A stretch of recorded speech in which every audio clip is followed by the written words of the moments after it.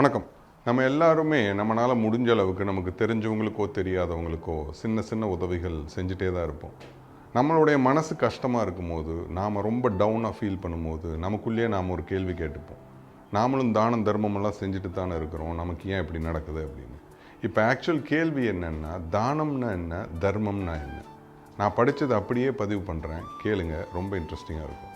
சூரிய பகவான் சிவபெருமானிடம் கேட்டார், பரம்பொருளே, பலவிதமான தான தர்மங்கள் செய்து புண்ணியங்களை சேர்த்து வைத்த என் மகன் கர்ணன் கிருஷ்ணருக்கு தானமாக தந்தபடியால் அவன் இன்னும் மிகப்பெரிய புண்ணியவானாகி விடுகிறானே, பிறகெப்படி அவனுக்கு மரணம் ஏற்பட்டது? இது அநீதி அல்லவா என கேட்டார் சூரியதேவன். இறை சிரித்தது. தானம் என்பது பிறருக்கு தேவையானவற்றை அவர் கேட்டோ அல்லது அடுத்தவர் அவர் நிலை கூறி அறிந்த பின்னரோ தருவது. இதுதான் தானம், புண்ணிய கணக்கில் சேராது. தர்மம் என்பது எவரும் கேட்காமல் அவரே அறியாமல் அவர் நிலை அறிந்து கொடுப்பது. இதுதான் புண்ணியம் தரும். பசித்திருக்கும் ஒருவர் கேட்ட பின் ஏதாவது தருவது தானம். அவர் கேட்காமலேயே அவர் பசியாற்றுவது தர்மம். கர்ணன் தர்மங்கள் செய்து புண்ணியங்களை ஈட்டியவன்தான். ஆனால் மொத்த புண்ணியங்களையும் கிருஷ்ணர் தானமாக கேட்டு வாங்கினாரே தவிர தர்மமாக பெறவில்லை. எல்லா புண்ணியங்களையும் தானமாக தாரை வாத்து தந்த பிறகு கர்ணனும் சாதாரண மனிதனானான். அதனாலேயே மரணம் அவனை எளிதில் நெருங்கியது.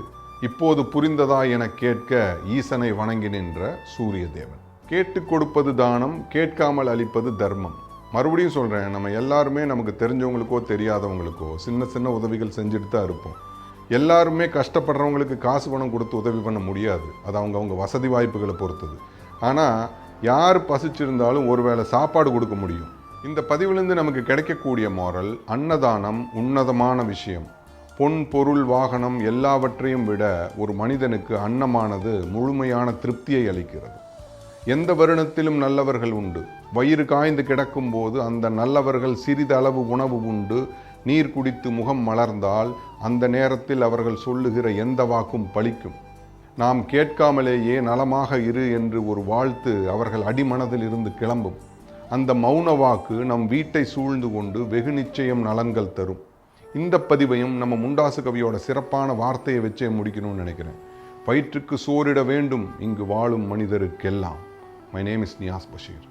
பாய்.